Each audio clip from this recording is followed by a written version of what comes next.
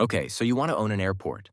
Planes take off, land, and taxi around all day while you collect fees from every single one of them, plus rent from every shop, restaurant, and parking garage on the property. A money machine disguised as infrastructure. Sounds simple. It is not simple. Here's the problem. Almost none of that is how this business actually works. And by the end of this, you'll understand why owning an airport is one of the most complicated, capital-intensive, and slow-moving businesses on the planet. Let's start with the entry fee. Because you don't just buy an airport off a listing somewhere. In most cases, you win a long-term concession or lease from a government, a city, or a regional authority, and the qualification process alone eliminates almost everyone who tries. A mid-size regional airport, something handling a few million passengers a year, typically involves a concession payment or acquisition price between $500 million and $3 billion, depending on passenger volume, existing infrastructure, and how many years remain on the lease. And that's just to gain control of the asset. It doesn't include the money you'll need immediately after for terminal upgrades, runway resurfacing, and modernizing outdated security and baggage systems. Add engineering assessments, aviation consultants, environmental studies, air traffic coordination reviews, and legal fees for the concession agreement itself, and you're looking at another $10 million to $40 million just to get your bid taken seriously. Most operators finance 60 to 75% of the total deal through infrastructure bonds, pension fund partnerships, or specialized aviation lenders. That still leaves an equity check. Real cash you personally have to bring to the table, somewhere between $150 million and $800 million. And that's before a single plane has landed under your ownership. Here's the first trap almost nobody sees coming. Regulatory approval alone, involving national aviation authorities, transportation departments, and sometimes national security review boards, routinely takes 2 to 4 years for a major transaction. During that entire window, your capital sits committed, your advisors are still on the clock, and the airport keeps operating under someone else's decisions while you wait for the paperwork to clear. New operators walk in, imagining they'll be modernizing terminals within months. What they actually get is years of hearings, union negotiations, and slot allocation reviews before they have any real operational control at all. Now let's talk about what happens after you actually take over, because the operating bleed at an airport is unlike almost any other business you could imagine getting into.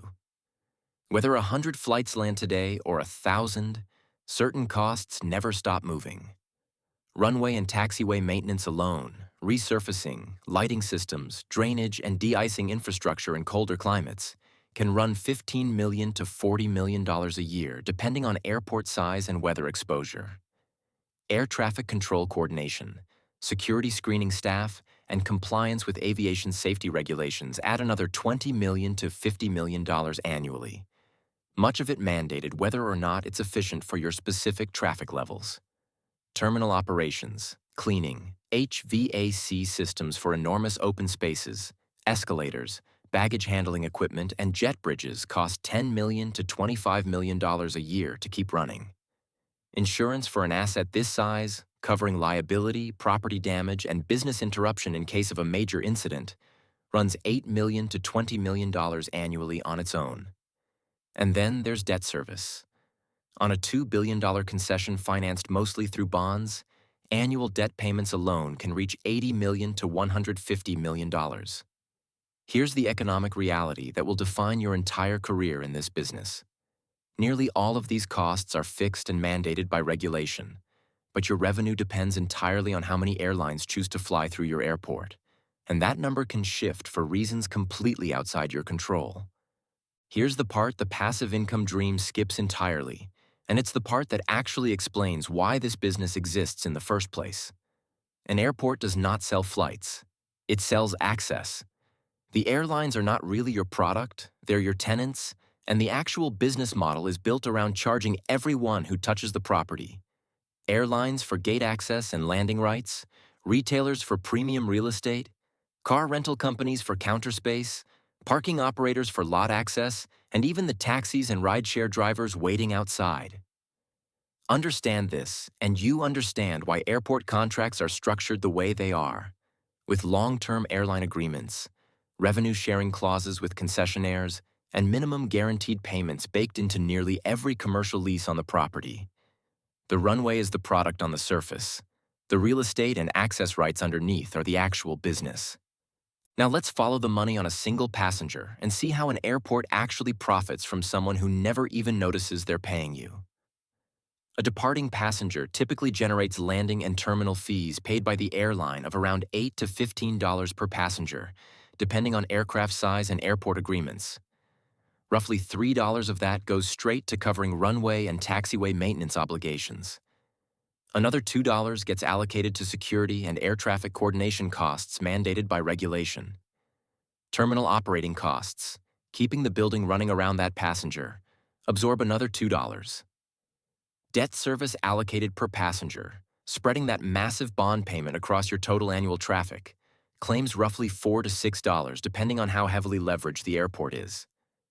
What's actually left as operating profit from that single landing fee is often just $1 to $2 per passenger. But here's where airports actually make their real money, not from the airlines at all, but from everything the passenger does once they're inside the terminal. A single passenger spending $15 at a coffee shop, $40 at a duty-free shop, or paying $25 a day to park generates a lease percentage back to the airport. Typically 10 to 20% of retail revenue and up to 80% of parking revenue, because parking is one of the very few things the airport operates and profits from directly, rather than leasing out. So let's run two versions of the same airport and see how differently this can play out. In the optimistic scenario, your airport handles 8 million passengers a year, exactly matching what your traffic consultants projected. Landing fees, terminal fees, and concession revenue combined generate around $220 million a year. After covering the $130 million in combined operating costs and debt service, you're clearing roughly $90 million in annual profit. A new airline adds routes, retail revenue grows as a renovated terminal attracts more spending per passenger, and parking revenue climbs as regional population grows. Within 10 years, your equity investors are sitting on an asset that has appreciated significantly and continues generating stable government-backed cash flow that pension funds specifically seek out for their portfolios. Now here's the realistic scenario, using the exact same airport, the exact same infrastructure, the exact same starting assumptions. A major airline that represented 30% of your traffic restructures its route network and cuts service to your airport by half, something your traffic study didn't fully account for. Annual passenger volume drops to 6 million instead of the projected 8 million. Then, a mandated federal security upgrade requires new screening equipment across every checkpoint, costing $45 million, an expense not included in your original capital reserves, because the regulation was introduced after your acquisition closed. Around the same time, a runway inspection reveals subsurface pavement deterioration requiring emergency resurfacing, costing another $30 million, and construction disruptions temporarily reduce operational capacity, further discouraging airlines from adding flights during the closure. That $90 million optimistic profit doesn't just shrink. It becomes a $20 million annual loss. Your equity investors, expecting stable infrastructure returns, are now in active discussions with bondholders about covenant waivers and reserve fund drawdowns. The operators who actually survive and thrive in this business long-term aren't the ones who built the most impressive terminal or negotiated the flashiest airline partnerships.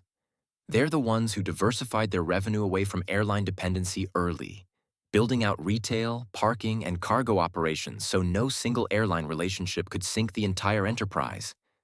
They're the ones who negotiated long-term airline use agreements with minimum guaranteed payments, built maintenance and capital reserves sized for regulatory surprises rather than just routine wear, and modeled pessimistic traffic scenarios years before committing capital.